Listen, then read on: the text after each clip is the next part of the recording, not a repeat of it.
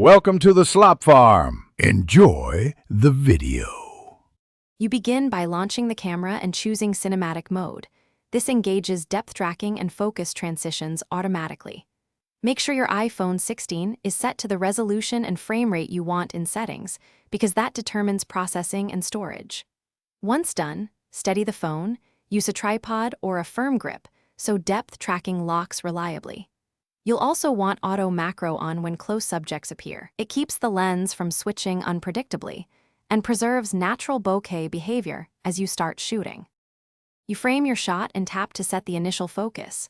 Hold the focus point to lock AE/AF so exposure and focus stay steady. Once you're rolling, perform a rack focus by tapping the next subject. Cinematic mode will animate a smooth transition and predict where attention moves. Make sure to use the depth control slider to fine-tune background blur for the mood you want. More blur isolates your subject, less blur keeps context. Also, combine with portrait lighting, if available for cleaner separation. You stop recording and immediately review the clip in Photos. Tap Edit, then Cinematic to adjust individual focus frames and depth intensity for precise storytelling.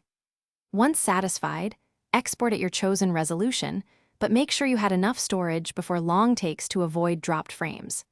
If you experience jittery focus or unexpected subject swaps, restart the camera app or toggle cinematic mode off and on. Alternatively, relock focus mid-shot. These quick steps clear temporary. Thanks for watching. Consider subscribing if we helped you today.